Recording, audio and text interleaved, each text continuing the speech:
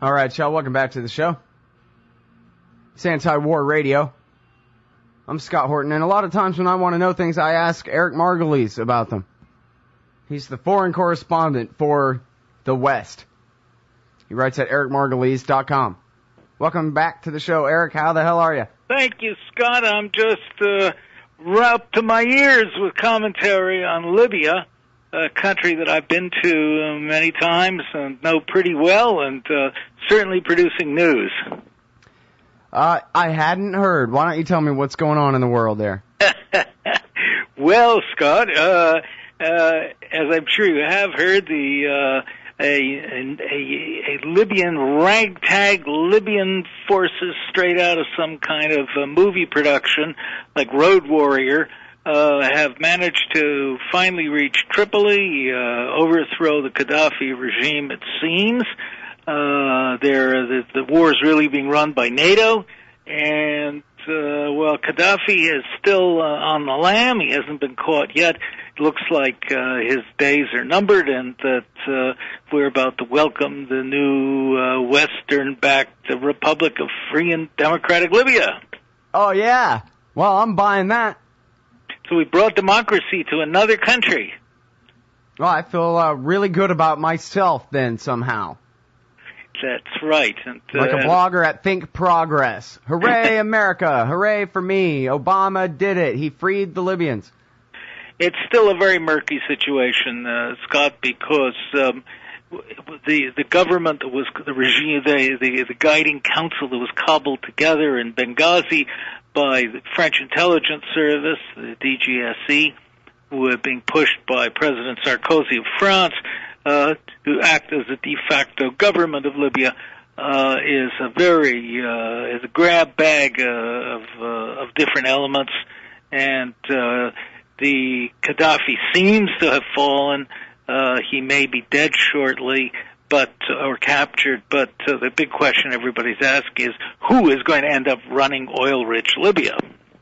Yeah, well, when they invaded Iraq, their chosen puppets, they had to win a whole civil war first before they could really claim a monopoly on the capital city, Baghdad. Now it's an 85% Shiite city, and so now the American/Iranian project, that is the Iraqi government, can be the Iraqi government, right? The Dawa Party and Supreme Islamic Council guys. But so there's no disputing that this guy Gadhafi was a mad torturer and murderer and evil tyrant guy. Now that he's gone, do you think that there's any chance that the chosen government of the NATO powers are people that the country might support if they, without having to have a further civil war waged? Scott, two answers. Number one, I interviewed Gadhafi. I was with him in his headquarters above Al-Azizia barracks. I spent a whole evening together, and I always, and being a connoisseur of dictators, I always rate him at a mid-level on my scale of brutal, violent, sadistic, murderous dictators. He wasn't all that murderous and violent, and he did some good things for Libya. His secret police were brutal, but there are far worse regimes. We can look at Morocco, we can look at Saudi Arabia, we can look at Iraq and Syria and so on down the line. So call him a mid-level dictator. He will not be missed, but some of the people who are in this transitional council, which has been cobbled together, appear to be somewhat respectable figures. Many, surprisingly, were working for Gadhafi until recently. So what you're having is a situation as in Egypt, where the existing structure, the leader has been kicked out, like Mubarak, but all the men who worked for him, or many of them, still remain in power. This is the case in Libya. There are not a lot of trained technocrats, and it's only 5 million people. So, but there are also a lot of people who are in exile, as in the case with Iraq, many of whom were working for either the CIA or Britain's MI6 intelligence or France's DGSE, and will continue to do so in their new roles. But there are a few respectable people. There are a lot of iffy, questionable ones. Mm. So you think that really the shell of the Libyan government, such as it was, will basically remain in place, like in Egypt, and that maybe they'll incorporate more members of the eastern tribes, that kind of thing? To an extent, but not as much as in Egypt, where the whole structure of the government remained. There are a lot of thrills and spills still awaiting. In Libya, it's a very turbulent situation. There's fighting going on. And what could happen is, when there was much less of a military state to begin with to be taken over compared to Egypt, right? There was Gadhafi, who didn't even hold an official position. He was the brother leader. And he would, give edicts and commands, and people would sort of follow them. But this transitional council in Benghazi, which is, by the way, traditional bitter rival and enemy of Tripoli, the Benghazi group was really held together by their hatred of Gadhafi. It was their only unifying principle. Once Gadhafi is gone, they're all going to be at each other's throats, I think. And there's so many people with disparate views and wants and needs in there, and tribal issues, political and regional issues, that it's very unlikely that things will go smoothly. Yeah, I mean, I wonder, never mind, peacekeepers or God knows what sort of nightmare that the NATO people have, planned in store for the future here, but just the rebel forces taking Tripoli. I mean, I'm far away over here in Texas. I don't really know, but the best I've ever been able to read about these rebels, they don't impress me much, but that they have F-16s bombing their targets for them, supplied by us. And now that they've taken Tripoli, it still remains to be seen whether they can keep it, right? And whether they've even really taken it, what's the strength of those who would resist them that remains, etc. Well, we don't know that yet. I think that they are pretty much in control. They've taken the Bab al-Azizia barracks, which was Gaddafi's headquarters. He wasn't there, by the way. That just happened a couple of hours ago. And they hold all the nerve centers in the major cities and airports and refineries in Libya. So those are the cards. But what they do with them is another thing. And by the way, it wasn't really these Libyan popular revolution, all these gunmen, we've seen pictures of them running around like the Mel Gibson movie Road Warriors. They didn't do very much of anything. They were just extras in this drama. The real fighting was done by NATO, and the way that happened was that NATO sent in special forces units, British SAS, French Marine commandos, probably some American special forces. And what they would do is they acted as ground controllers for the fighters, U.S. and NATO fighters, and British attack helicopters. And the minute this ragtag armed mob met any kind of resistance, they would call in the air power and they would blow to smithereens anybody in their way, and they'd continue advancing down the road. And that's how the fighting really happened. I think you'll find in subsequent weeks that the role of foreign special forces and advisors played a much larger role than we've heard so far. Sure, yeah, it's all about that laser designator. Bomb that thing. Now bomb that thing for me from the air, from miles away. Works very well. Yeah. Particularly in flat, open country like Libya. And I'm sure a lot more civilians were killed by NATO than were killed by Gadhafi. Remember, this NATO intervention was to stop civilian casualties. I mean, how are these rebels supposed to even be an effective death squad, Eric? Once the new ruling council or whatever that's been recognized by the Western powers, supposedly takes over, how are these guys supposed to be able? They don't sound nearly as powerful as Gadhafi's guys were just, a few months back. How are they going to hold it together? They don't. I expect, what's typical in these cases, I've watched a lot of revolutions in my time, is that there'll be a power struggle from behind the scenes, and eventually one or more people will emerge as strongmen and take over. Yeah. Well, and then I guess the question for when we get back is, what are the odds that person will be chosen by Langley, Virginia, which just got earthquaked, I hear. All right. Hang tight, everybody. It's Eric Margolis. We're talking Libya.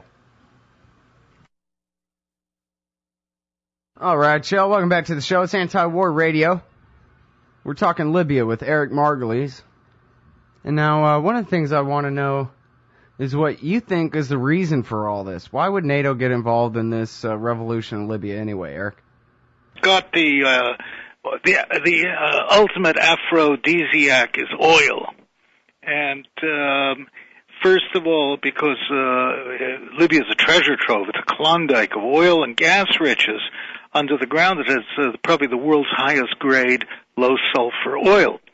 And Libya's oil provides almost 60% of Italy's oil needs. It supplies Germany and France as well. So it's very important for Europe. Secondly, and it's a great treasure to come and to grab Libya just across the Mediterranean. Secondly, there's a residual anger against Gadhafi over these questions of the downing of two airliners in the 1980s, a Pan Am one over Lockerbie and a French UTA airliner over Chad in the Sahara. That was never been resolved. Hopefully it will be if revolutionary or Western sources get access to Libya's intelligence files. Finally, they hated Gadhafi because Gadhafi, for a while at least, refused to obey orders from the West. He was part of the Arabs or rejectionist front, and the West never forgave Gadhafi, particularly the U.S., for having raised oil prices. He was the one who called the Arab Gulf, the oil emirs of Arabia, a bunch of cowards and traitors who were giving away their oil to the West in exchange for arms. He shamed them in the early 1970s into raising their prices, and he also signed his death warrant by doing so. Yeah, but I think it was Gary Hart, former senator and presidential candidate Gary Hart, wrote a piece in the New York Times Magazine that, if I remember it right, said that in 1996, somebody approached him, a Gadhafi agent approached him in Athens, Greece, and said, hey, listen, we really want to, come clean, come in from the cold, be friends, and do whatever is required of us to be welcomed back into normal relations with the West. Please help us out. That Gadhafi basically been begging to come in from the cold for years and years, and then after the Iraq War in 2003, the Bush team decided for PR reasons that they would go ahead and let him do it, and they would pretend that it was the Iraq War that scared him into it so they could say that they had accomplished one thing in that horrible invasion, creating 5 million refugees and 1 million dead bodies and et cetera like they did.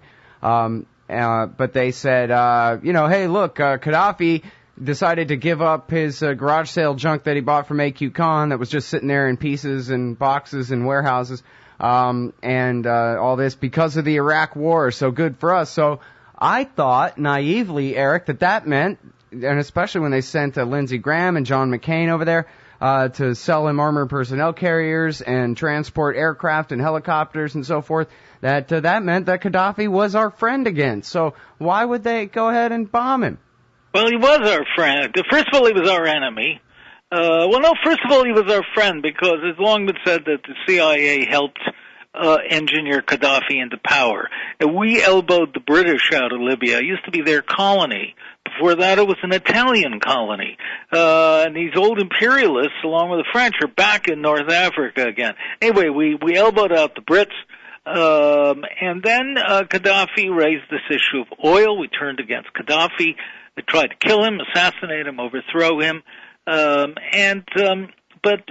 President George W. Bush proclaimed that Gadhafi was now an important ally, a valuable ally in the war against terror. Those were his words. And so, yes, he was rehabilitated, brought in from the cold. Libya paid $1.5 billion in reparations to the families of these two airliner victims, though Libya never admitted responsibility. It just said it was paying them off, but that it bought its way out of a crushing oil embargo. And then the West flocked to Libya to kiss the derriere of Gadhafi. All the Western leaders smooched and held hands with him in his preposterous comic opera outfits. And Libya invested money in Europe. They bought oil. They sold arms to Libya. There's pictures of Gadhafi shaking hands with Barack Obama right in your Google image results there. That's right. So he was kosher for a while. But when this revolt broke out in Benghazi, by the way, which British intelligence had been trying to stir up for a decade, when it finally broke out, the decision was made that he was vulnerable, and it was time to grab Libya. Well, look, the same decision was made over Mubarak and over Mobutu before him in the Congo. The minute when Mubarak got sick and it looked like he was on his last legs, the decision was made to abandon him, throw him to the wolves, deal with the new regime in Egypt. I think the same thing is happening in Libya. Yeah, and they just assumed that he really was that weak and that he would fall that quick, which, I mean, there were huge protests against him, even in Tripoli at the very beginning, but then he bombed them, and the peace protesters went inside. Well, yeah, the peace protesters weren't so peaceful either. A lot of them were armed, and it was like a sort of a general uprising, not to be confused with Bahrain, where there was a peaceful uprising against the Saudi-dominated regime, which was crushed by military force, backed by the U.S. and Britain. Right. Well, now, so when you say that the British have been trying to stir up a revolt in the East for the last 10 years, that means that then when Bush did bring them in from the cold, that didn't change the British policy? They were still, they were only maybe trying to get rid of some planes and some armored personnel carriers, but they still always planned on a regime change against him anyway? Yeah, the Brits were determined to, or at least some elements of the British establishment were determined to get revenge on Gadhafi. Remember, he'd been funding the neocons wanted him too. Ariel Sharon had declared America at war with him after September 11th. Yes, that's right. He was a prime neocon target. But he had been financing the IRA and against the Brits. Brits really were burning angry about this. And again, Britain was ousted from Libya, blamed Gadhafi for it. And I believe these former colonial powers have their interests in renewing some kind of modern form of colonial domination, and Libya was going to be the place. So NATO or UN peacekeepers coming up next chapter, huh?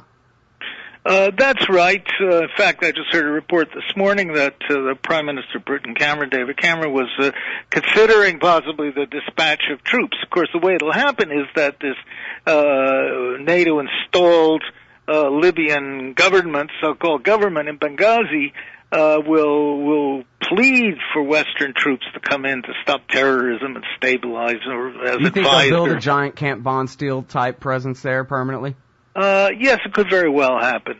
Very well happen. More likely the Brits and the French than the Americans, or just as likely us, you think? Yeah, well, we're going back, to the 19th century in many ways with this, of colonialism, but also with spheres of influence. And the Americans, I think, have agreed that this is going to be a European sphere of influence. It's one of the prizes that France and Britain and Germany get to stay on side with the U.S. So really, I mean, this amounts mostly to just a couple of percentage points on the price of the oil coming out of the ground, or what? Well, I always say it's not so much a matter of money, it's the control of oil is the most important of all geostrategic assets. And that's the source of America, one of the pillars. In other words, keeping the Chinese out. That's exactly right. And the Chinese are making such inroads in Africa that it was essential for the U.S. to keep the Chinese out and to prevent any kind of radical regime from grabbing hold in Libya, because they were afraid, because, Gadhafi's 69 or 70 years old, and after him they were afraid that some real radicals would grab power, and they were worried about the Islamists in Benghazi. By the way, before Gadhafi... The people we just fought the war for. Correct, but just before Gadhafi became a valued American ally in the war against terror, the so-called terrorists were in Benghazi, and they were, according to the U.S., they were all members of Al Qaeda in North Africa. Suddenly, apparently, some of them admit, and it was in the British Telegraph anyway, that we're veterans of the Iraq and Afghan wars where we fought against the Americans. There are some Al Qaeda there. There's some Afghan war veterans who fought against the Soviets, for sure. So now we definitely have to be in charge to make sure that the guys we just fought the war for don't win. But there are allies now. So talk about the shifting alliances. But mind you, I agree with that. I think foreign policy should be waged on benefit rather than principles. Old classical great power maneuvering. Well, and how's that for a principle, maybe? There has to be some benefit to it to get started, We have no principles. All right. Well, listen, we're all out of time, but thank you very much. I really appreciate yours on the show today, Eric. Great to be back. Cheerio. Eric Margolis, everybody. War at the Top of the World, An American Raj, Liberation or Domination are the books. See y'all tomorrow.